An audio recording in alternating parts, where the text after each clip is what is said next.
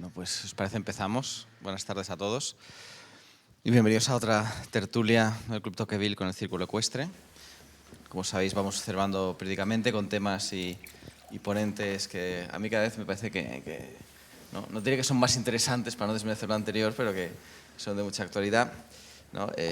Contamos con Josep María Castellà, que como todos le conocéis, ¿no? Presidente del Club Tocqueville, catedrático de Derecho Constitucional de la Universidad de Barcelona. Y hoy contamos con, ¿no?, que hará una pequeña presentación Josep María, con Ignacio Peiró, que os he de decir que la primera vez que Josep María y yo hablamos de montar estas tertulias, ya salió su nombre, ¿no? Que estabas en Londres y entonces estuvimos hablando, bueno, luego el COVID lo complicó todo y la verdad es que teníamos mucha ilusión por tenerte aquí en el club y la verdad es que este año por fin, ¿no? Ha costado un poco, ¿no? Porque entre el COVID y las circunstancias y los viajes pues ha costado, pero hoy por fin pues tenemos aquí a Ignacio y que realmente pues su trayectoria la avala y además para un tema que yo creo que se da para mucho, ¿no? Como la monarquía, que es un tema que yo creo que se trata siempre de una manera apasionada, ¿no? y quizás más ideológica que racional, y yo creo que estas un poco nuestros debates lo que intentamos es pues eso, ¿no? Que sea una tertulia, que hablemos todos de temas interesantes de una manera pues, ¿no? Racional, y que eso no está exento de que haya cierta pasionalidad, pero vamos, que desde luego que es un tema que podremos hablar, que no creo que se haya discutido mucho ni debatido sobre esto, y hoy tendremos la oportunidad de hacerlo. Así que, como sabéis, el formato es, bueno, vamos a, ¿no? Ahora le daré la palabra a Josep María, haremos una pequeña introducción, o Ignacio una pequeña introducción, y luego la idea es que tengamos el debate y luego en la cena, el que se quiera quedar, pues seguiremos debatiendo ya. Ahora se grabará esta primera parte, pero en la cena no. ¿Vale? Así que, Josep María, muchísimas gracias. Gracias Antonio por una vez más acogernos aquí en el Círculo Ecuestre. Buenas tardes a todos y bienvenidos. Efectivamente, se lo debíamos a Ignacio Peiró. El Club Tocqueville había pensado desde hace mucho tiempo en tenerle aquí y por fin está con nosotros. Y yo no voy a presentar a Ignacio Peiró porque ustedes están aquí para escucharle a él, pero solo quiero resaltar un hecho a partir del cual salen, me parece, una serie de derivadas que nos interesan en el día de hoy. Ignacio Peiró es un periodista y un escritor. Y uno, cuando sigue su trayectoria intelectual, ve que ha escrito de todo y en todos sus formatos. Ha sido autor de artículos en la prensa, director en la prensa, quiero decir, en muchos periódicos nacionales e internacionales, ahora El País, antes El Mundo, ABC, etcétera. Director de opinión de The Objective, y así podríamos seguir con mucho. Pero no solo ha escrito, y de ahí también han salido libros, ha escrito libros, ha traducido, ha escrito hasta discursos para el presidente del gobierno, por tanto, ha cultivado muchas de las facetas que un escritor puede cultivar. Y lo ha hecho en el campo que ahora nos interesa. Ha tenido siempre una especial atención, diría, a las cuestiones institucionales de las que la corona forma parte y también a una gran simpatía al mundo inglés que ha reflejado en también algunas de sus obras, como ahora veremos. Si tuviera que, en lo que nos atañe hoy, recomendar alguna lectura, repasar o leer Pompa y Circunstancia en una aproximación enciclopédica al mundo inglés, en la que hay voces tan pertinentes para el día de hoy como la voz Isabel II, donde hay un compendio de lo que son las virtudes de una reina, y no solo de una reina en particular, la reina Isabel, sino en general de lo que ha de ser un rey, una reina, una monarquía parlamentaria. Y esto antes incluso de que estuviera 5 años como director del Instituto Cervantes, del 17 al 22, en Inglaterra. Ahora sigue como director del Instituto Cervantes, pero si en algo se puede mejorar Londres sería Roma, y allí está de director Ignacio Peiró. Pero desde el 14 en que escribe Pompa y Circunstancia hasta que yo sepa, o al menos que yo haya leído el último artículo en Política y Prosa, ahora en el mes de febrero, dedicado al Brexit, en donde, por cierto, cuando habla de Inglaterra en la relación con Europa, habla de una hermandad, apelando en esa imagen de los soldados británicos enterrados en los cementerios diseminados por, sobre todo, Francia y algún otro lugar. Me parece que acierta mucho en esa idea de hermandad. Y pasando en medio por obras como una conversación que tuvo con Valentí Puig, el presidente de nuestro Consejo Asesor, La Vista desde aquí, en donde Valentí Puig también, preguntado por Ignacio sobre la corona, qué aporta la corona a España, Valentí Puig dice, entre otras cosas, no sé cómo es posible desconsiderar el valor institucional de las monarquías europeas o del Japón. El principio monárquico tiene un valor histórico impagable de continuidad y de tránsito intergeneracional. Para mí no es una cuestión estilística, sino de arquitectura, que va más allá de las identidades dinásticas y supera las erosiones del tiempo. Y dicho vulgarmente, funciona. Podría seguir. Hasta un aire inglés, que es una recopilación de ensayos, dice, hispano-británicos, que publicó en 2021 y donde también hay una sección dedicada a la corona. Y en un artículo publicado en 2014, que aquí recoge en Nueva Revista, justo coincidiendo con la sucesión en el trono de España y el advenimiento del rey Felipe, concluye estas páginas en donde va pasando revista a toda una serie de ideas sobre la corona, diciendo, con todo, cabe vaticinar que su éxito será el éxito de todos los monarcas, conectar con la mayoría moderada que salvaguarda las instituciones de una nación. Por su adaptación a lo cambiante y arraigo a lo permanente, la corona es la mejor herramienta para lograrlo. Y a este capítulo, esta recopilación de artículos, se le podría añadir, seguramente que en la segunda edición lo podrás hacer, el magnífico artículo que publicó en 9 de noviembre del año pasado, coincidiendo con la muerte de la reina Isabel, en El País. A mi juicio, el mejor artículo que se ha publicado en España glosando este acontecimiento. Como ven, por tanto, los méritos son más que abundantes para hablar de este tema y acabo solo con esta idea.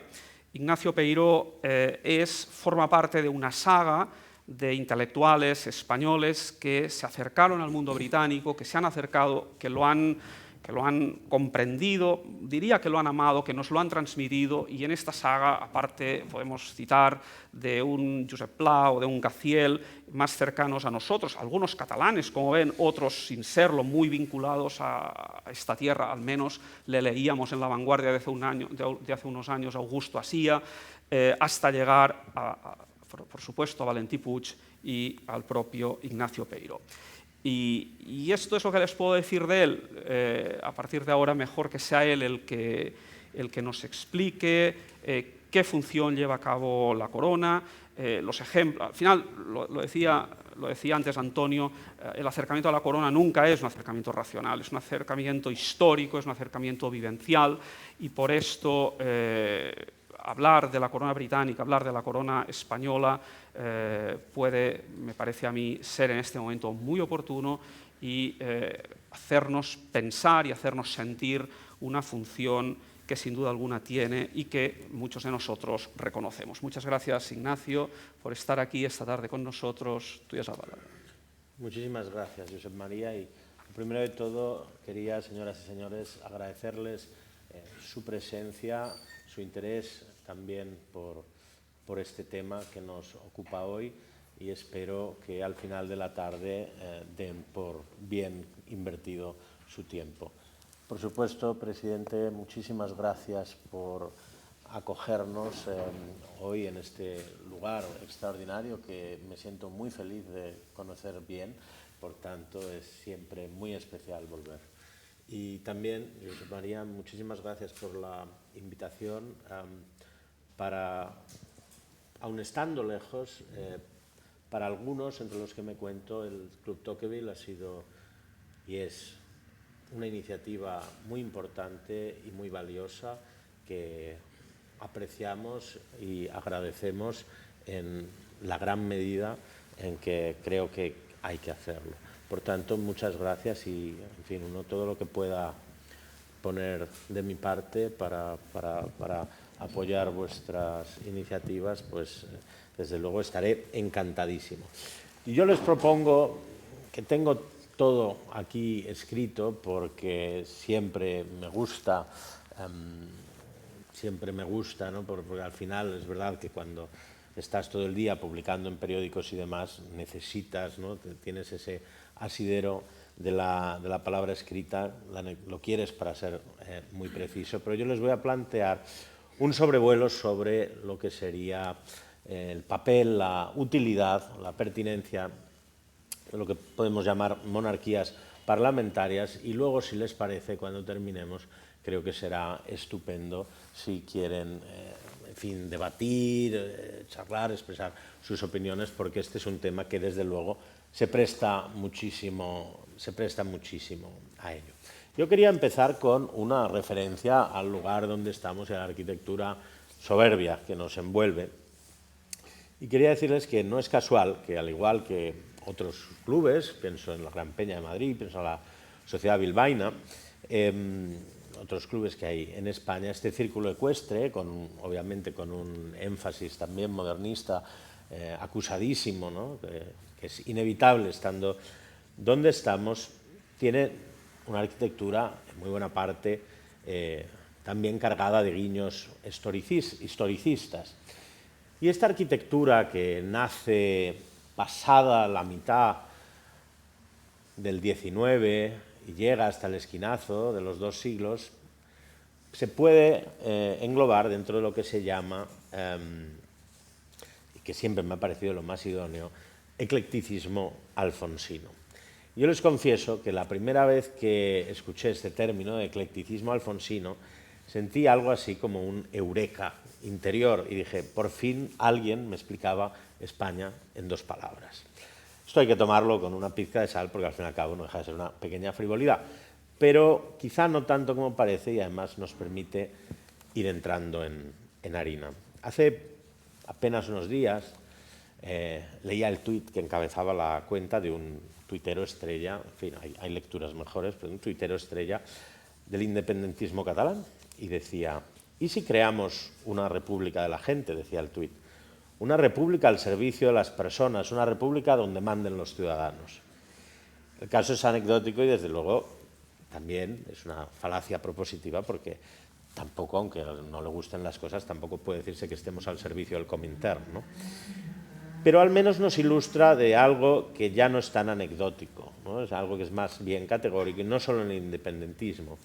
Sería el fraude de estas formulaciones políticas en clave de carta a los Reyes Magos y cuya apariencia un poco naif creo que no debería ocultar a ojos de una ciudadanía a la que ya, bueno, suponemos con unos instintos criados en la democracia liberal, no debería ocultar una pulsión de dominio, ¿no? Por adolescente o sentimental que parezca la formulación de estas proclamas. Decía Oakeshott, que es un filósofo político inglés muy valioso, en unas palabras que yo mandaría a grabar en todo, allá donde haya legisladores, ¿no? En los frisos más nobles, decía que la conjunción de gobernar y soñar genera tiranía.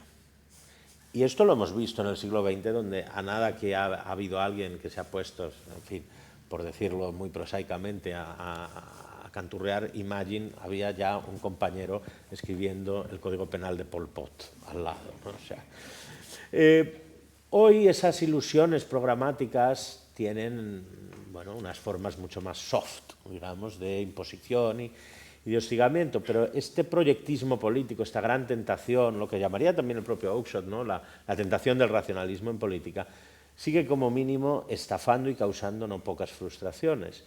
Eso cuando no intenta imponer la ideología a la realidad, a las leyes e incluso a la biología. Hay ejemplos legales y no legales muy cercanos.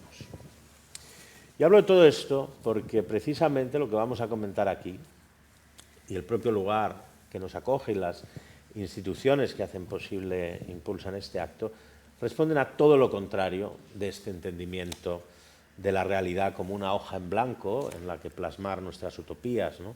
Es lo contrario de esa comprensión de la política que no acabamos nunca de quitarnos de encima, ¿cierto?, por la cual preferimos una ilusión de racionalidad matemática y perfecta.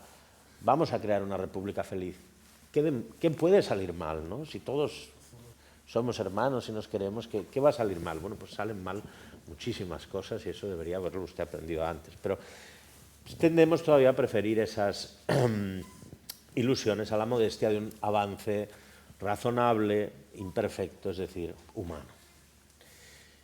Y es aquí donde entra esa voluntad de compensación, de equilibrio, incluso a veces de apaño, que sin duda se encarna en esa arquitectura del XIX, en ese eclecticismo alfonsino, y que también se puede predicar de la monarquía parlamentaria y desde luego muy especialmente de nuestra manera, por así decir, de vivir la corona. Nuestra institucionalidad ha querido armonizar nuestra complejidad propiciando el encuentro y la convivencia de elementos familiares, pero no idénticos. Y es verdad que no ha sido una solución mágica, al contrario que las repúblicas que uno con voluntarismo puede prometer en Twitter. Pero si, por ejemplo, bajamos a la realidad de lo que ha sido la historia, vamos a la restauración borbónica en el XIX, vemos que en efecto es una época llena de defectos. Pero si lo comparamos con lo que vino antes y lo que vino después, es un dechado de lo que fue un dechado de virtudes. Y algo parecido también puede decirse de la propia transición, que no dejó de ser un gran ejercicio de ponderación y de búsqueda de contrapesos. No ha sido el paraíso, todos llevamos criticando la transición desde que se hizo la transición, pero, en fin, quizá el paraíso tengamos que dejárselo a los teólogos y no a la política. No es casualidad, en todo caso, que estos ejercicios de síntesis a los que he aludido, en la arquitectura y en la arquitectura institucional, comenzaran a bullir en el mismo caldo de un siglo, como es el XIX, que tuvo que defender la libertad posible de los acechos tanto de la utopía como de la reacción. Los clubs mismos, como la prensa, van a encarnar esa idea de libertad. Y con no poco de improvisación, con no poco de prueba y de error, también va fraguando en esta época la monarquía parlamentaria tal y como la conocemos hoy, y como una manera de garantizar la efectividad y la representación del debate político de cada época con una clave de bóveda institucional que ya no tiene poder, pero que mantiene prestigio. Esta figura del monarca constitucional no va a ser una invención genial, ni un genialoide, ni una teoría creada en los laboratorios de la ciencia política, sino un decantado lento que va poco a poco cogiendo forma y que, como dirían los anglosajones y los cursis, pues es un work in progress todavía, es algo que está siempre haciéndose. Pero y por mucho que nos irrite al gremio de los que escribimos, es más hija de la historia y de la práctica que de la pura teoría de los libros. Es, por tanto, una figura impura, como es impura la política real, pero también ha tenido tanta sofisticación y acierto como para haber durado mucho más, paradójicamente, que la política que se reclamaba científica, pensemos en el marxismo. O, si volvemos a arraigar en la historia, para haberse mostrado útil en el caso español al menos 2 veces en la historia, ¿no? Será, y aquí esto es una reflexión también que quería compartir con ustedes, que la monarquía parlamentaria, en nuestro caso, digamos a la española, es también un ejercicio de eclecticismo, en primer lugar, por no imponer una visión uniforme, monolítica, sino muy compensada de España, y también porque se amolda muy bien a las sociedades liberales y al pluralismo que les es inherente frente, bueno, a tanta gente que quiere identidades que sean estancas y que se excluyan unas a otras. En sí mismo, este origen, ¿no?, cómo se va gestando la monarquía parlamentaria, es algo no poco fascinante, también porque nos muestra que frente a esas, de nuevo, tentaciones del proyectismo, una cierta cautela que no está en absoluto reñida, sino que es necesaria como acompañante del espíritu reformista, la atención a la historia de la experiencia, el pragmatismo y la voluntad de integrar diversas voces han sido al final muchísimo más útiles que cualquier fórmula de ideal perfecto que solamente se sostiene en el papel. Y si vamos a Inglaterra, que es donde nace todo, no es una paradoja, sino que es algo que tiene su lógica vital, que la que hoy figura como la gran monarquía fuera precisamente, haya arraigado precisamente en el país que desde el principio luchó con más ahínco para embridar el poder real, en todo lo que va desde la Magna Carta en la Edad Media hasta ya ese momento en el que en el 19 el historiador Macaulay ya dice que el príncipe reina y no gobierna. De hecho, la propia reina Victoria, que da un enorme empujón al modelo de monarquía que hoy conocemos, ya era una persona que tenía muchísimas ganas, era muy metiche en política, se iba a llevar muy a mal esa limitación de la capacidad ejecutiva y de influencia ejecutiva de la corona. Pero en el 19 vemos como hay una lenta sedimentación que cuaja en un modelo institucional en el que todos ganan más de lo que pierden. La sociedad se ve libre de respaldar a un monarca que ya no va a tener tentaciones despóticas. Las instituciones logran equilibrar o sumar ese sentimiento heroico, digamos, o áureo que da la monarquía en su significado más heroico con lo que llama Bagehot, el tratadista Bagehot, el refinamiento de la Constitución. La propia corona suma autoridad e influencia con las funciones, ¿no?, y clásicas de ser consultada, exhortar y prevenir, y al Estado el uso, el digno uso, también dice Bagehot, de la corona le puede aportar un valor incalculable. Y ya que de eclecticismo hemos hablado no poco, de lo que se trata es justamente de hacer compatibles esos apegos prestigiosos del pasado que nos llevan a nuestra historia, que nos arraigan en una tradición y en un lugar, con las necesidades del servicio de un Estado moderno.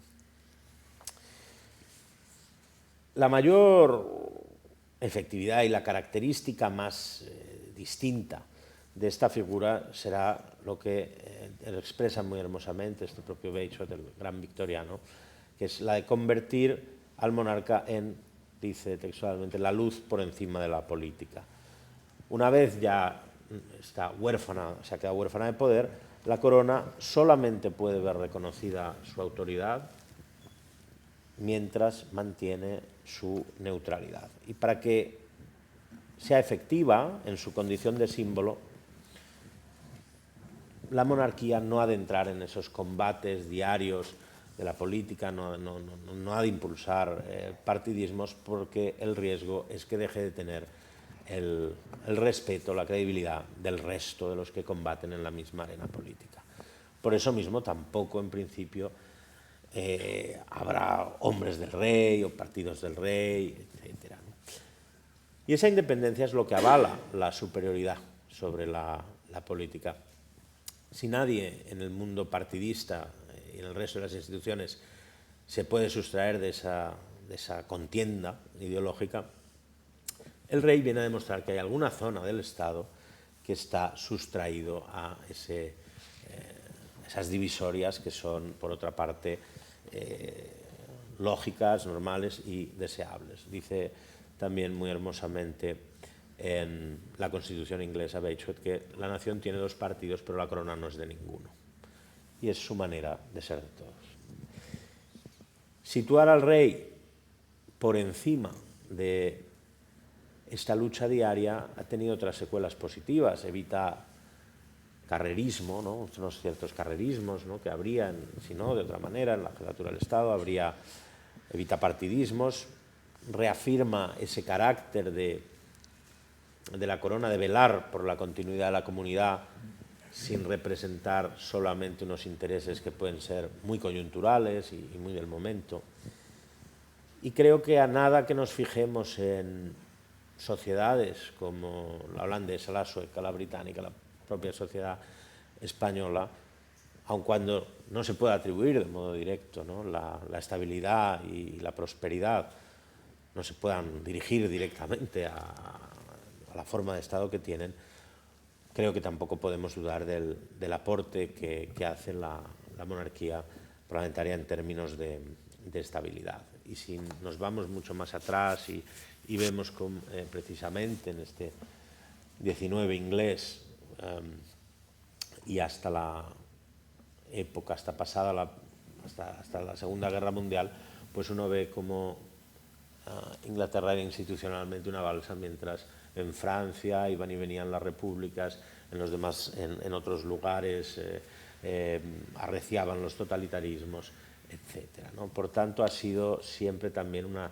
salvaguarda, ha ejercido como una salvaguarda de las libertades posibles, a veces también, pues como decíamos antes, contra la utopía o contra esa utopía de signo contrario que es la reacción.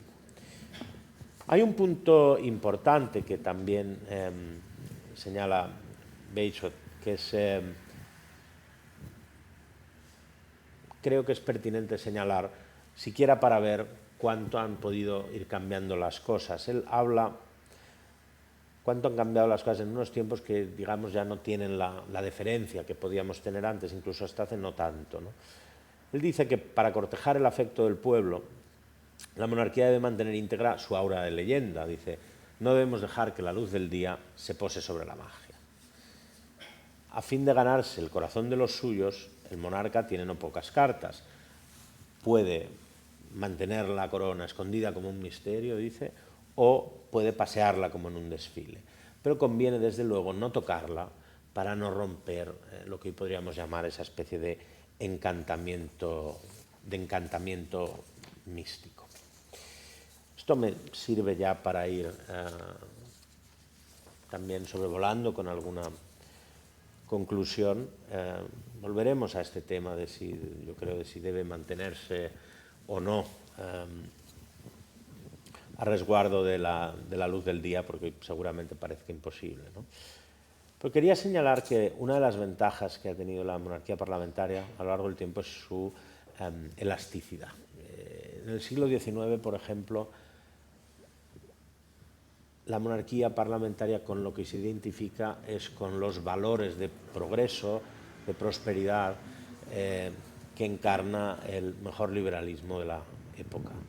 Y sin embargo, por ejemplo, cuando esto lo comenta el historiador John Lukács, al hablar de la admirable resistencia de las instituciones británicas en el año 40, dice que estaban representando unos valores y unas libertades antiguas frente a la feroz modernidad, así lo llama, de los totalitarismos.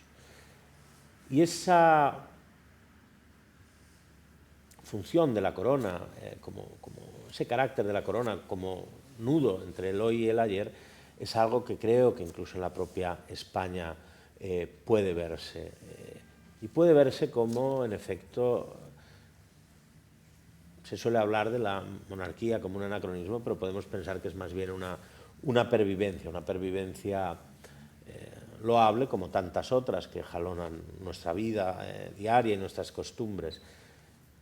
Por un lado, si tenemos que la corona entronca con la historia, ¿no? Hace poco me contaban cómo era Juan Carlos I, creo que cuando entrando en no sé qué palacio real en Nápoles, todo el mundo vio lo muchísimo que se parecía a los señores que estaban ahí, ¿no?, colgando desde hace siglos en los cuadros.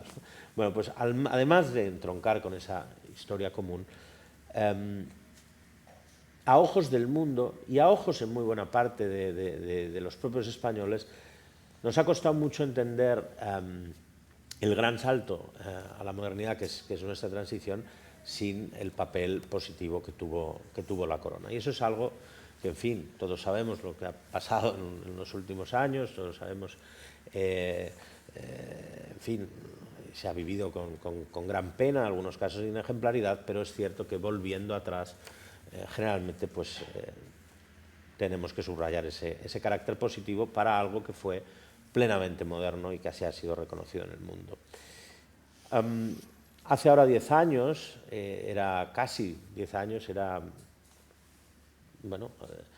Felipe VI quien llegaba al trono, y en un país que ha tenido una historia bastante convulsa en la sucesión en la jefatura del Estado, pues esa normalidad en la transmisión de la corona en apenas además unas semanas y en unos momentos en los que los coletazos de la crisis se hacían sentir todavía de modo muy agudo, pues todos pudimos ver una noticia que a la vez tenía gran trascendencia histórica y plena normalidad institucional, ¿no? Y ahí se mandó ese mensaje también inteligible, yo creo, a la ciudadanía y muy en especial a esas franjas medias del país, esas franjas moderadas de las que hablábamos, la mayoría moderada, que no solo es el sustento de la monarquía, sino que además es donde la corona busca apoyarse y con lo que se busca identificar. Ahora, lo que tenemos por delante, creo, lo que tiene nuestra corona por delante, en un tiempo de apoyos mucho más condicionados, en un tiempo sin cheques en blanco, es seguir moviéndose con esos equilibrios y con esas precauciones, ante todo lo que respecta al constante escrutinio público a que se ve sometida la corona, a que se ve sometida su familia, ¿no? Y por tanto la ejemplaridad personal en esta sociedad hipermediática. Por tanto, yo creo que posiblemente ya la ilusión de mantener la corona escondida como un misterio, como decía el bueno de Beixot, es algo que va realmente muy a menos, ¿no? Hay que tener en cuenta, ¿no?, como cuando Jorge V se casó fueron 100 personas a la boda, ¿no? Cuando se casaron Carlos y Diana ya eran cerca de 1 millón en las calles de Londres. Por tanto, hay una atención tan minuciosa que solamente se puede volver a la raíz, a lo que decía precisamente el marido, el príncipe Alberto, de la reina Victoria, que es que la exaltación de la realeza solo va a ser posible a través del carácter personal del soberano. Y esto hay un constitucionalista inglés muy bueno en nuestros días, que se llama Vernon Bogdanor, que decía que esa monarquía más mágica, más dorada, pues se está viendo cada día más erosionada por los aspectos más prácticos. Pero creo que desde este punto de vista, y centrándonos en nuestro rey, con la formación que ha tenido, creo que está en una muy buena posición para realizar las labores que han ido nutriendo de contenido positivo a la corona precisamente desde los tiempos en que se va gestando la monarquía parlamentaria tal y como la conocemos hoy, es decir, los tiempos ya aludidos victorianos.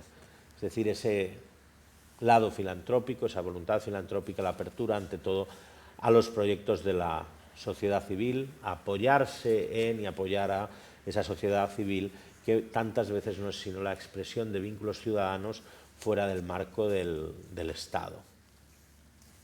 Así pues se da voz a grupos, iniciativas, necesidades que muchas veces no son tampoco una prioridad para la política del día a día. Esto es lo que afianza a ojos del pueblo la utilidad que puede tener la institución monárquica y puede subrayar también su condición de fuerza moral, ¿no? La han llamado, no en vano, por esta contribución al bienestar, la monarquía del bienestar. Sin duda hoy tenemos un panorama complejo, pero no hace falta pensar lo complejo que era el panorama hace 40 o 50 años, cuando, por ejemplo, Juan Carlos I era llamado en broma Juan Carlos el Breve, ¿no? A Felipe VI, cuando ha llegado, pues nada más llegar se le pidió que se cambiara la Constitución.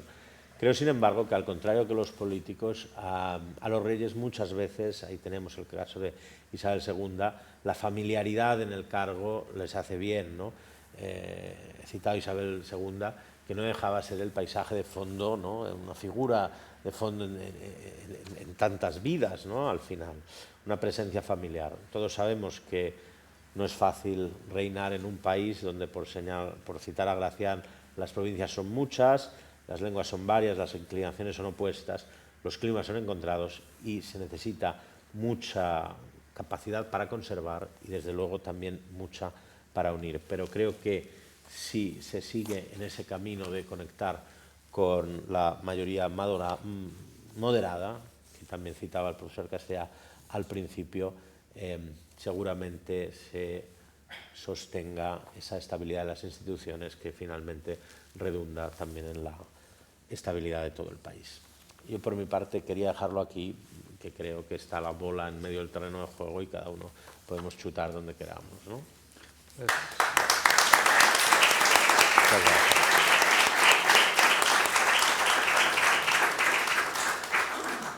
Muchas gracias por esa presentación, me parece tan rica de apuntes, y efectivamente es ahora el momento para que entre todos vayamos sacando partido a estas palabras, las vayamos reflexionando, enriqueciendo, en la medida de lo posible.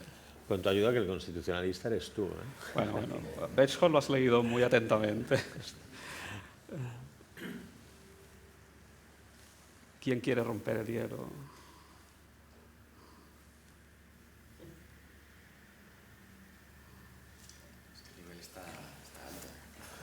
No nos van a hacer trabajar, pero que... Sí. Preséntate mínimamente, si quieres. Me llamo Jesús María Ruiz y bueno, quería plantearte, ahora que estás en Roma, bueno, ¿cuál era tu opinión sobre la figura del presidente de la República Italiana? No tanto sobre Sergio Mattarella en concreto, Sí. sino la figura, ¿no? Y lo digo también porque un autor, bueno, Elio Gallego, que el viernes estábamos con él, Lo conozco. filosofía del Sí. derecho en Pablo CEU de Madrid, a raíz del discurso del 3 de octubre del rey Felipe, escribió un pequeño ensayo donde él planteaba si se podría, mediante una reforma constitucional, que la figura del monarca español tomara competencias como las que tiene el presidente de la República Italiana. Entonces, bueno, es una pregunta un poco osada, pero que estás en Italia y no sé si eso verías cierta analogía, lo verías posible, razonable. Bien, realmente llevo desde el mes de septiembre en Italia, por tanto no puedo considerarme un lector especialmente sabio de su realidad, si bien hace muchos años y también desde que supe que voy a volver he tenido bastante interés por la política italiana, que insisto, no es sencillísima de comprender. Y hay que tener en cuenta una cosa que a mí me ha llamado muchísimo la atención, y es, por otra parte, es verdad que incluso en sus formas más visibles hay una presencia del Estado muy noble, muy digna y muy aparente, pero a la vez hay una conciencia curiosísima cuando uno es español, ¿no? y habla con ellos, de que ellos tienen un Estado que al final es mucho más reciente. Ellos curiosamente piensan que, claro, ellos, para sus ojos, es casi como en el siglo XVII, una especie de león dormido que de cuando en cuando, ojo, que te da un zarpazo. Y entonces piensan que nosotros hicimos la unidad nacional mucho antes, y eso nos miran con gran solidez. Nosotros, que como españoles estamos acostumbrados a que haya incluso en literatura una cosa que se llama el problema de España, pues claro, nos pasma que nos vean así desde fuera, pero quizás este sea el país del mundo donde más se nos ve así.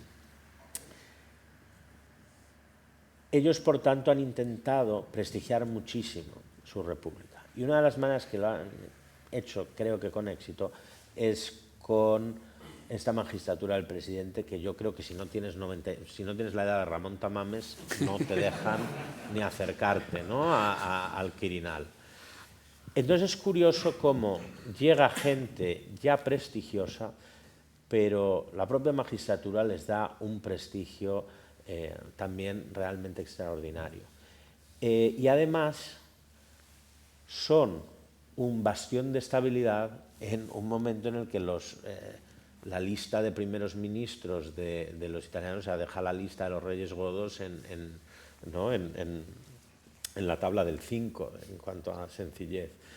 Por tanto, ahí sí que se ve que es muy útil, pero él tiene un margen para la maniobra política efectiva que desde luego hay unas atribuciones y unas competencias que aquí no tenemos y que aquí es, más allá del debate académico, creo que nadie, digamos, querría ni se mostraría partidario, ¿no? Y desde luego no es algo que esté en el debate público. De hecho, creo que prácticamente el único monarca que ha aumentado en sus competencias en el último siglo y pico es el de Liechtenstein. O sea, que tampoco puede decirse que sea una moda, aunque en fin. Sí.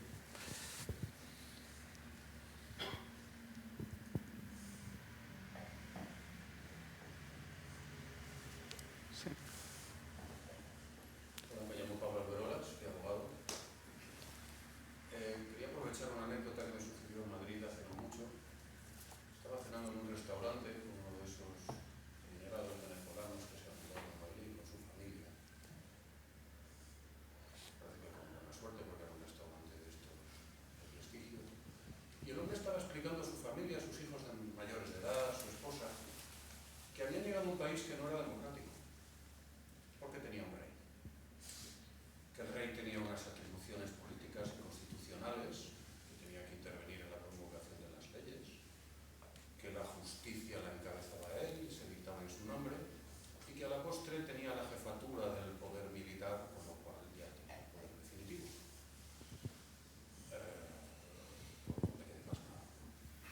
¿Cómo le explicaría a usted, a cualquier persona de esta, que se acerque a España y tiene esta idea equivocada de nuestra monarquía, cuál es la real naturaleza del rey de España y qué son los actos debidos? Porque incluso muchos españoles no entienden exactamente qué tiene el rey, qué influencia tiene. Bueno, hay algunas cosas aquí, hombre, realmente es un poco pasmoso, ¿no? Digo, sobre todo pues, viniendo de Venezuela, que no es que haya tenido, ¿no? Hace 10 años, o sea, moría Hugo Chávez, que no fue un gran adalid de la separación de poderes, ¿no?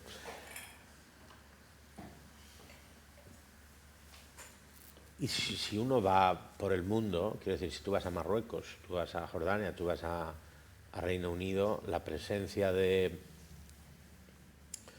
la corona en el día a día de las gentes.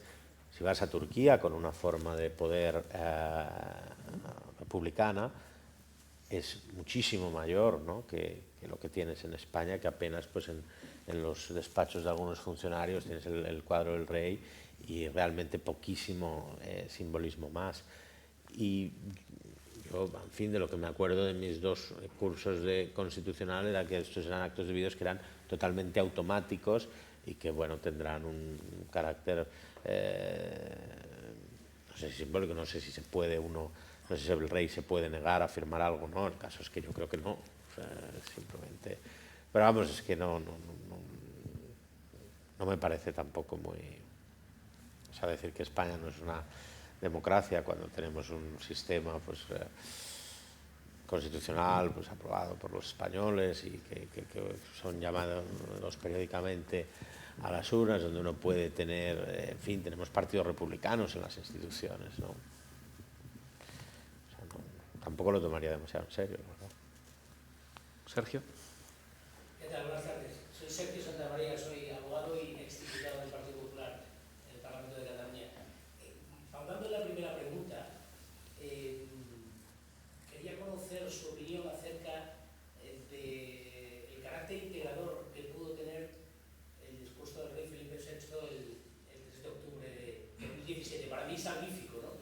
Pero me gustaría, en la medida de lo posible, saber hasta qué punto en esa situación, desde el punto de vista de lo que es un poco la salvaguarda de la corona, y abundando en lo que ha comentado sobre esa opinión acerca del magnetismo y al mismo tiempo del carácter casi mágico, ¿no? de la corona, en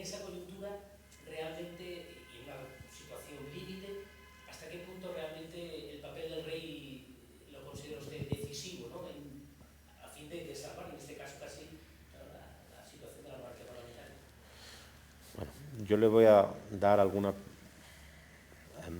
opinión muy personal de este tema. La primera impresión que tengo es que creo que ese discurso va a ser cada vez mejor visto conforme pasa el tiempo. Y estoy absolutamente convencido de que va a ser así. La segunda es, el rey en ningún caso va a impulsar ningún debate ni ningún cambio en lo que sea la ordenación territorial, digamos, del país, pero puede, y de hecho debe y hace, lo siguiente, que es defender el ordenamiento constitucional. Así que desde ese punto de vista me parece impecable. En tercer lugar, es obvio que estas cuestiones no son dogmáticas y habrá gente que quiera otro enfoque, etcétera, o un énfasis distinto. Y luego creo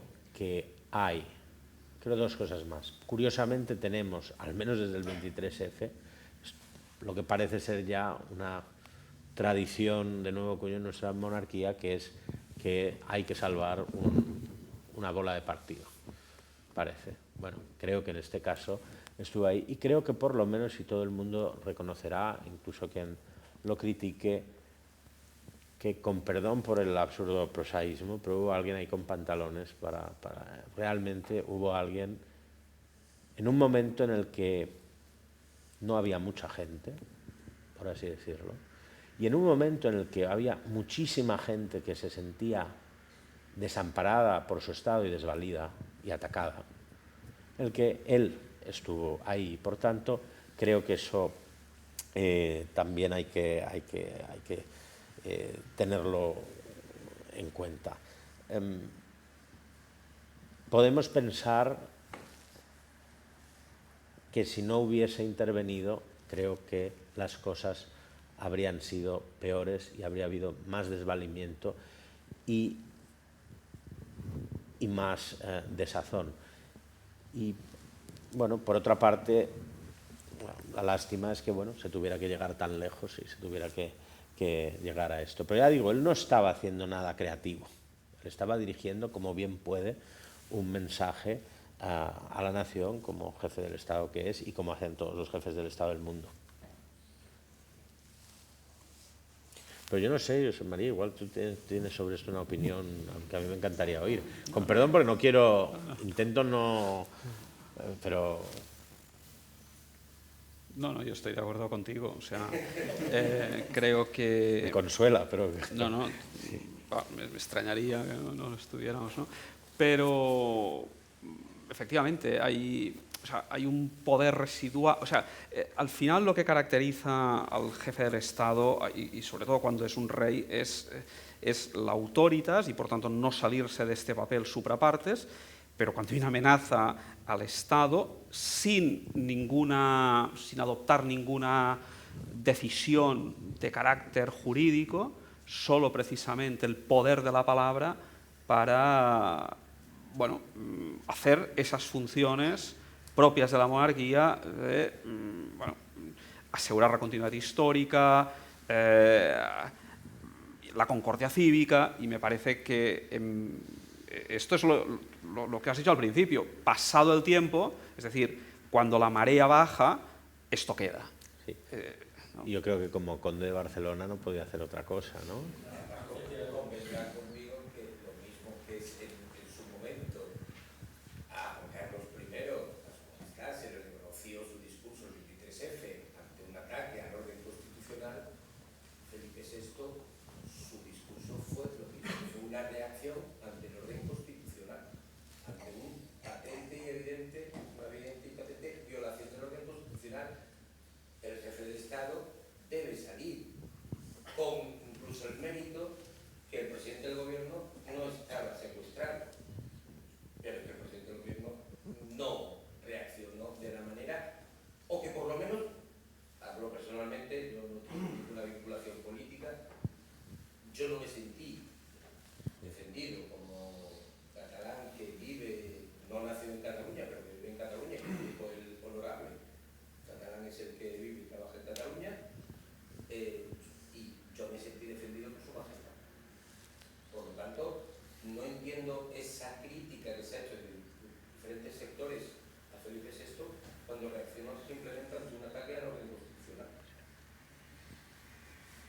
Yo estoy muy de acuerdo con lo que usted dice, realmente.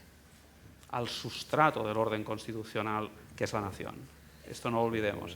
Las constituciones están, pero hay un sustrato político. Como abogado del ejercicio del defecto profesional de cualquier ataque a la ley, y lógicamente pues a la norma de las normas, ¿no? La norma suprema, pues entiendo que es un ataque a los matiza el sustrato a la nación, pero... Bien, se ha dicho, ¿no? Que, bueno, si faltó afecto y demás. Hombre, yo creo que él estaba reaccionando a algo que no era exactamente un enorme abrazo de concordia. Entonces, bueno, desde ese punto de vista creo que fue sobrio, con las gotas a veces de justa pasión que hay que tener, porque esto afecta mucho y además en unos momentos de gran emocionalidad. No lo olvidemos, todo el mundo sabe dónde estaba, todo el mundo sabe qué hacía, todo el mundo sabe la desazón, o quien tuviera pues la ilusión que tuvo. Pero quiero decir que está bien pedir afecto. Yo soy tremendamente partidario del afecto, tremendamente partidario, y lo digo muy en serio, pero bueno, que circule un poco, ¿no? O sea, que sea recíproco. No veo que nadie le llamara y le dijese, mire, señor, queremos aquí. No me parece que fue...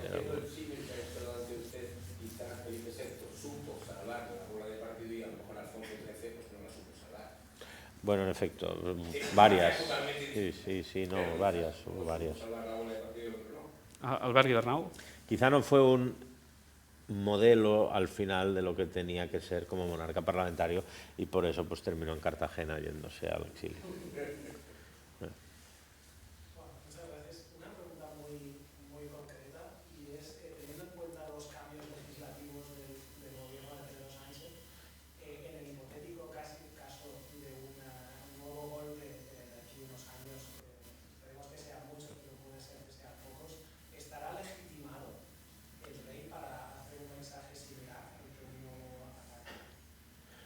No, creo que absolutamente, porque a ver, yo creo que lo que se intentó buscar fue un momentum catastrophikum en el cual, desde la columna vertebral del poder, se tomase una decisión de decir, bueno, ¿qué hacemos?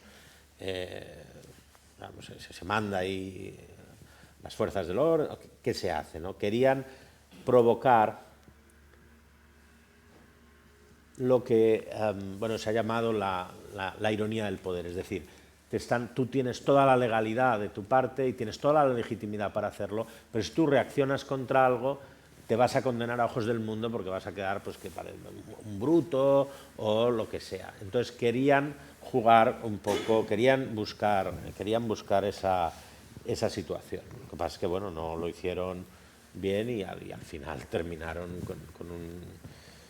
Sí, ¿no? Con aquello de la suspensión de la declaración y demás, pues terminado todo de un modo un poco, en fin, digno de lamento. Creo que digno de lamento para todos, ¿no? O sea, porque no creo que si yo fuese independentista hubiese estado radiante de felicidad ante lo que ocurrió. Entonces,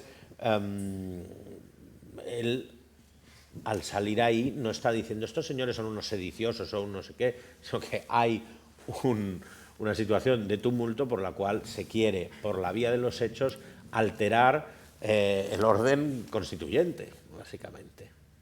Entonces, pues eso, claro, está absolutamente legitimado para oponerse, como lo estaría también el concejal del distrito de tal, desde luego, sí, que ha jurado guardar y hacer guardar la Constitución. Sí, andando con lo que comentamos antes, y siendo un poquito al hilo, yo creo precisamente lo que ha ocurrido con esta situación de crisis total es que mucha gente dormida y sin tener un conocimiento, sin haberse planteado nunca para qué sirve nuestro jefe de Estado, y que a lo mejor en una pregunta, oye, ¿tú qué te consideras, monárquico o republicano? Nunca dirían republicano, por aquello de que parece que aquí en España es republicano, sea de izquierdas, pero tampoco le agradaba mucho la institución monárquica, por el simple hecho de que es hereditaria, parece que no sea democrática, a no ser elegible, ¿no? Pero sí que es verdad que en un momento de crisis, yo creo que mucha gente que estaba también, repito, un poco dormida en esta cuestión, entendió cuál era la figura del rey y ahora mismo entienden cuál es la figura del rey, que aparte de que sea simbólica, de que firma absolutamente pues, en sancionar leyes, etc., simplemente saliendo allí esa imagen y comentando lo que tenía que comentar, que evidentemente no podía hacer otra cosa, pues un poco también como los que son anti-europeístas y se dan cuenta que, ostras, pertenecer a Europa, cómo nos hubiera ido, como comentamos en Venezuela, si no hubiéramos tenido una monarquía parlamentaria, un rey, que a lo mejor el presidente de la República hubiera sido un político de turno, o no hubiéramos estado en la Unión Europea, que hubiéramos ido, o sea, ¿qué nos hubiera ocurrido a lo mejor, no? Pues yo creo que, al contrario de lo que se comentaba, de que el rey quizá ha recibido muchas críticas, sí que las ha recibido la gente a quien ha hecho daño lo que él dijo, lo que él hizo, ¿no? Desde un punto de vista constitucionalista, de los que queremos la Constitución, en la unidad nacional, etcétera, el rey hizo lo que tenía que hacer. Bueno, es otra cosa. No, sobre todo es absolutamente cierto eso que dices, de que obviamente es que además cualquier cosa que hicieran, o sea, nunca nada les iba a parecer bien, ¿no? El afecto este que se ve nunca es suficiente, nunca, jamás, y si no cambia nada. Y además, cuando ves monarquía sí, monarquía no, yo os digo lo mismo, yo soy monárquico evidentemente y la de España por encima de todo, pero sí que es cierto que cuando ves los que están en contra, si no lo tuvieras muy claro, los que están en contra, o casi que me quedo aquí y busco el sistema que tenemos. Alejandro. Sí, Alejandro Fernández. Comparto al 100% tu análisis de todo lo que has dicho, pero ya centrándonos en el discurso del rey, que como catalanes pues tanto nos incumbe, lo comparto plenamente, lo que has dicho, y añadiría incluso que fue emocionante. Y yo me emocioné, y siendo político en activo, pues yo también había tenido esa sensación de orfandad en algún momento. Es verdad que el tiempo también con cierta perspectiva hace que se entiendan mejor algunas de las decisiones que se tomaron en ese momento, pero muchos las vimos con perplejidad, debo decirlo, y lo he dicho públicamente en más de una ocasión, y por tanto nos habíamos sentido abandonados, ya que el legendario "no estáis solos", pues la verdad es que fue reconfortante, yo estaba con mi familia en el salón, y así fue. Y además comparto contigo que fue justo y proporcionado, no le quitaría ni una cosa. Pero a mi modo de ver ha dejado secuelas también, y ha dejado un par de amenazas flotando en el ambiente, y me gustaría que valoraras tú cómo las debería gestionar el rey de cara al futuro, que yo estoy convencido, soy optimista como tú, creo que el discurso será mejor valorado con el tiempo y creo también que las amenazas, las dos que voy a comentar, será capaz de afrontarlas bien, pero hay cierta angustia, porque hoy todo provoca enorme angustia. La primera, es evidente que los separatistas son malos pero no tontos, y se dieron cuenta de que aquel discurso fue el momento en el que se acabó todo para ellos.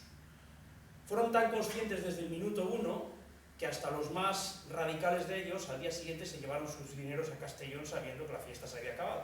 O sea, que vieron que en aquel momento se había acabado la historia, ¿no? Y por eso se la tienen jurada. Y en esa mutación del proceso separatista que vivimos hoy, que ya no consiste en repetir lo del 17, sino en erosionar aquellas instituciones que frenaron el golpe, es decir, Poder Judicial, Fuerzas y Cuerpos de Seguridad del Estado, CNI, y, por último, y como institución estrella, la Corona, cuentan ahora con un aliado de excepción. En primer lugar, Podemos, de manera inequívoca, y una parte del socialismo español que ha llegado a la conclusión, errónea, si nos atenemos a cualquier análisis mínimamente objetivo de la historia de España, según la cual la solución al problema catalán no sería una república catalana, sino una república española. Y que eso tiene distintas fases. Una primera fase en la que está Pedro Sánchez, que sería ir ocupando paulatinamente espacios protocolarios que le corresponden al jefe del Estado.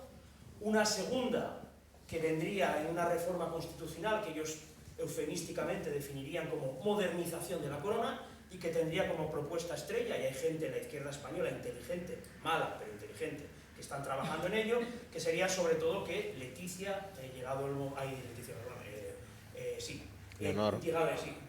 momento, no tuviera la capitanía general de los ejércitos, como una manera de erosionar a la monarquía para cuando, como se explicaba antes, lo volvieran a intentar hacer. Eso, hay una parte que puede ser también exagerada o no, me gustaría que lo valoraras, esa amenaza, aunque es evidente que Sánchez está dando esos pasos. Los pasos de ir minando un poquito ese papel institucional de la corona, los está dando. Y la otra amenaza, mucho menor, pero que a mí me preocupa también, es que precisamente, quizá por una cierta confusión sobre lo que fue el discurso del 3 de octubre de 2017, y como consecuencia de esa polarización y de esa angustia que provoca en la España moderada, una parte de la derecha española, y eso se percibe en las redes sociales, le está exigiendo todo el día al rey que se pronuncie sobre cosas sobre las que no se debe pronunciar, precisamente para dar forma a lo que habéis defendido vosotros muy bien, que es su neutralidad en el debate político, ¿no? Y ves muchísimas veces gente supuestamente sensata en el mundo de la derecha que te cuelgan un tuit diciendo ¿y dónde está el rey que no habla de esto?, ¿no? Entonces, esas dos amenazas, que pudiera haber una cierta desafección en una parte de la derecha, que por cierto, ya en el franquismo sabemos que no era precisamente monárquica, y lo otro, una estrategia perfectamente trazada por la izquierda para intentar sacar al rey de pista, ¿cómo crees que esto se puede desarrollar? Es muy interesante todo cuanto apuntas. Creo que en el procés fue una clave importante el descrédito de la institución monárquica, incluso a través de programas de humor, de todas estas cosas, de una persona que además había tenido mucho prestigio también en Cataluña, como era Juan Carlos I. Eso de alguna manera fue, creo, allanando el terreno, y a mí me gustaría que alguien incluso lo estudiase, ¿no? Digamos en serio, como una persona que había tenido una valoración muy alta aquí, bueno, en fin, había habido una infanta, todo viviendo aquí, como de pronto eso, que es verdad que pudo tener también algo de desengaño, no digo yo que no, digamos, fue una pequeña ayuda, digamos, o un legitimante, digamos, del proceso. En efecto, ya si la tienen jurada, ya no hay, después del discurso, las cosas desde este punto de vista ya no pueden ir a peor. O sea, ya los desplantes ya no pueden ser más dramáticos, ya realmente no se puede, los vacíos institucionales y demás cada vez hacen menos pupa, cada vez, en fin, no, yo creo esto de que no puedan ir, no pueden ir a no sé qué ciudad a celebrar no sé qué, bueno, pues se busca otra y ya nos iremos acercando. O sea, creo ahí yo no sería horriblemente pesimista, porque creo que no es tremendamente ingenuo pensar que las cosas, no espero grandes, de nuevo, abrazos de concordia, pero sí que creo que habrá un momento en el que alguien diga, bueno, pues sí, que vengan aquí, que se haga un acto, etc. O sea, creo que sí que va a volver una pequeña normalidad muy poco a poco. Sobre el otro tema, siempre hay una cierta tensión entre los primeros ministros y los reyes. Creo que siempre la hay. A mí me parece que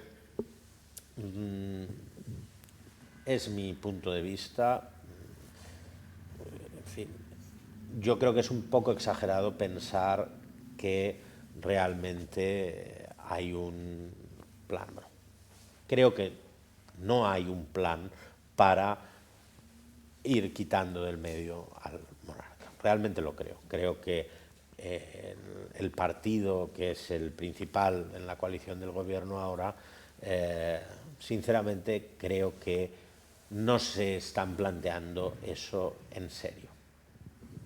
Realmente lo pienso. Y creo que se ha sacado un poco de quicio quizá alguna cuestión. Digamos, esto lo digo porque en fin, también uno se lo plantea, pero también digo que nuestro trabajo, entre comillas, como ciudadanos, es siempre ser alarmistas. Quiero decir que uno tiene que estar también buscando esto, precisamente porque bueno, las instituciones son unas plantas que hay que regar, que hay que cuidar, y que si no, pues podemos ver que está muy solo. Lo que pasa es que creo que realmente ahora mismo en lo que se suele llamar, ¿no?, Zarzuela o la Casa Real y demás, creo que se están haciendo muy bien las cosas ahora mismo. El tipo de interlocución que se está buscando el propio gota a gota de los contactos institucionales que tiene realmente el rey, es que es mucho rey el que tenemos, de verdad lo pienso. Y cualquier medida legal que se quiera hacer para, pues esto que has dicho, la Capitanía General de los Ejércitos y demás, realmente yo creo que si el Partido Socialista quiere seguir siendo un partido eje en nuestro sistema, creo que el tema de cualquier tipo de referéndum van a posponerlo hasta el infinito y más allá, ¿verdad? Es que recordemos dónde estaban en el 79 y el 80 y tantos y cómo hubo al final incluso un gran romance, ¿no? En tiempos de Felipe con la corona. Yo creo que hay una cautela ahí por la cual, de hecho, seguramente también el socialismo se partiría por la mitad. Y esto no lo pueden hacer solos. O sea, no solo no lo pueden hacer solos, sino que necesitan todo tipo de mayorías agravadísimas para propiciarlo. Y ahí necesitan hacerlo no con una paella mixta de aliados pequeños que están todos de acuerdo en cargarse, ¿no?, la monarquía. No, ahí necesitan otros partidos eje de nuestro sistema, ¿no?, como es los partidos del centro derecha. Y eso, pues, hombre, yo no los veo ahí, ¿no? Pero eso me lo tienes que decir tú. Ferran Boadas. Sí, bueno, en primer lugar, muchas gracias por la magnífica exposición, señor Quevedo. Muchas gracias al Círculo Ecuestre y al Club Tocqueville.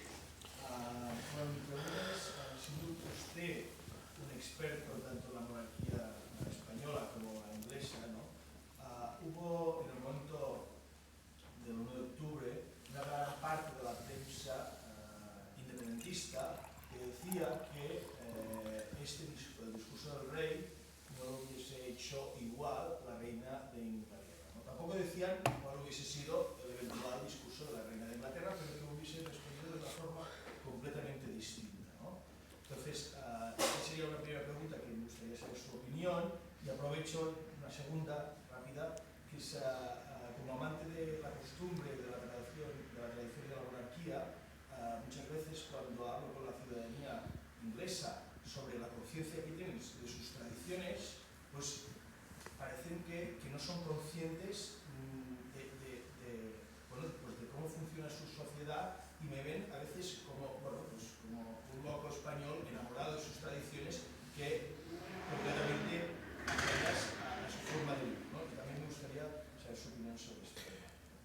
Bueno, sobre lo primero es que tuvieron, realmente lo de Escocia lo cambió un discurso, y fue un discurso que no tuvo que llegar a la jefatura del Estado, sino que fue el discurso de un político que había sido siempre muy malo dando discursos, como era Gordon Brown. Fue el mejor discurso que hemos visto en este siglo, realmente lleno de ira justa, pasión y convicción y razón moral. Entonces no hizo falta que hablara nadie. Pero bueno, es que es distinto realmente también la formación de cómo se ha formado el Reino Unido y cómo se ha formado España, ¿no? Digamos, o sea, es verdad que aunque aquí nos cueste pensarlo por nuestra vivencia, como decíamos antes, a veces dramática, de nuestro Estado, ellos sí que simplemente hay un acto de unión, y bueno, es mucho más pacífico, digamos, que desde el punto de vista jurídico, cualquier separación. Aún así, ella con sutileza hizo gestos, hizo lo suficiente para dejar entrever cuál era su posición. Dicho lo cual, si a una persona, es que murió en Balmoral, ¿no? Creo, o sea, que murió en Escocia. En fin, si alguien tenía que explicitar que no estaba muy a favor de la independencia escocesa, pues bueno, sería un extraterrestre, ¿no? Porque es que, como dicen, o sea, no hacía falta, desde luego, insistir. Pero también es cierta una cosa, es verdad que sobre cuestiones que el gobierno está legitimado a hacer, pues en efecto nadie se pronuncia, ¿no? Y aquello era una cuestión pactada con todas las de la ley, ¿no? O sea, que no tiene nada que ver un asunto con el otro. Y la segunda pregunta, lo siento, pero no recuerdo bien. Bueno, simplemente que muchas veces que hablo con gente de la sociedad inglesa, son como, o sea, me da la sensación poco conscientes de la particularidad de sus costumbres y, bueno, como teorizan poco sobre su praxis social, sobre sus costumbres, sobre la monarquía, ¿no? Y a veces lo ves, ¿no? Yo como español lo veo como algo realmente envidiable y bonito y una falta de conciencia que sea así. Bueno, ellos son un país muy feliz con su propia historia, es un país que mira a su pasado y ve, pues en fin, ¿no? Si uno ve en el último siglo, pues 2 guerras mundiales ganadas, un imperio que pudo haberse dejado de manera mucho peor de como lo han hecho, una penetración en la cultura mundial muy importante. Por tanto, es gente muy en paz consigo mismos. De hecho, y como se está viendo en el Brexit, con un sentimiento de orgullo que, bueno, creo que al final se les ha hecho menos capaces de... Nosotros somos lacerantes en la autocrítica, no así en la autoexigencia, pero somos lacerantes en la autocrítica y ellos no digamos que no es su fuerte la autocrítica. Y eso a veces pues te puede cegar también, ¿no? Y creo que el Brexit está un poco relacionado con esto. Yo, si me permites, antes de acabar, como última pregunta, que de alguna manera flota aquí en esta última intervención y en alguna otra, ¿cómo acercar la corona a los jóvenes? Porque esto yo creo que ya supera Cataluña, es algo generacional en toda España, un cierto desafecto. Bueno, es que yo creo que el problema no es ya con la monarquía, es verdad, que además esto me lo comentan mis amigos que son profesores. Yo debo decir que quizá por mi nulo afán pedagógico en esta vida y mi escaso interés por la juventud, pues no tengo no tengo realmente unas ideas clarísimas, ¿no? En fin, quizás si alguien me encargase un trabajo ya me pondría. No, en fin, yo creo que ahí, en estas grandes cuestiones, conforme más tiempo pasa en tu propia vida, más... O sea, hay algunos... Claro, yo nací más o menos centro reformista, pero yo nací en el año 80 y nací en el mejor de los países posibles.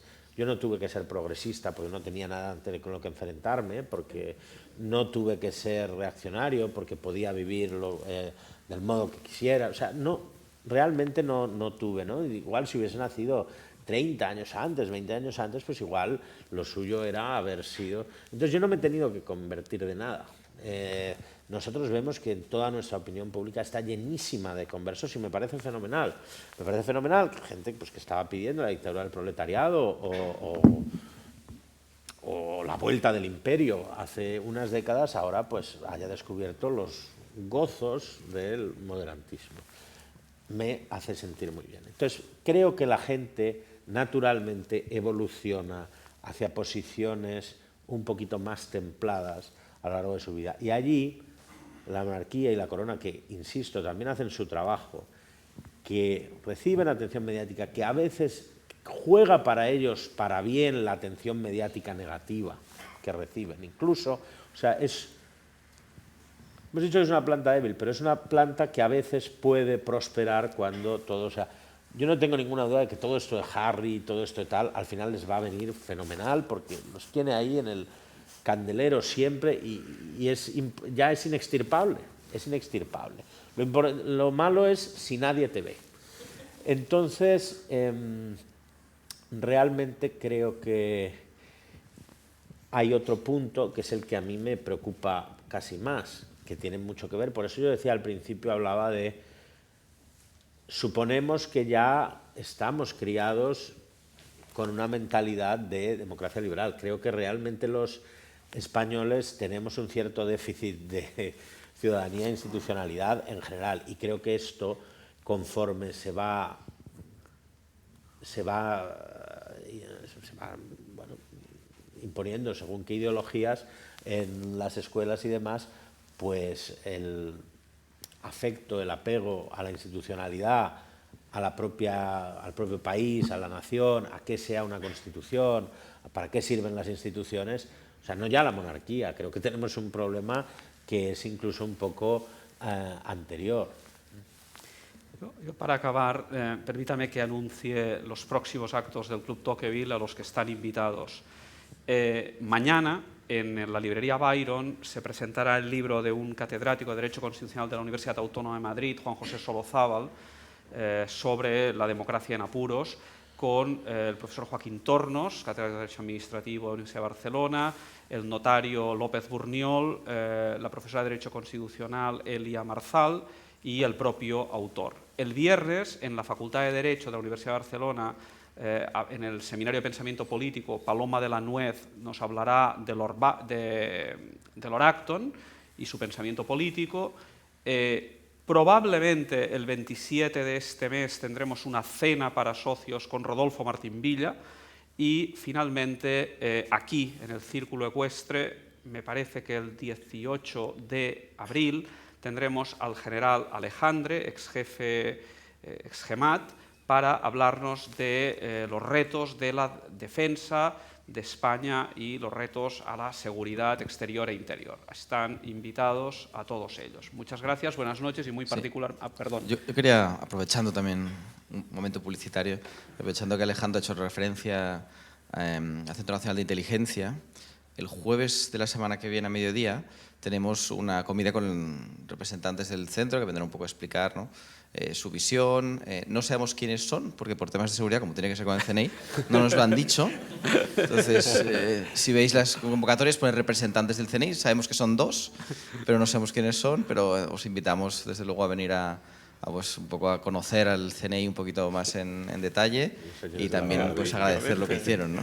O sea que... Pues nada, muchas gracias Ignacio y encantados de haberte tenido. Muchísimas gracias.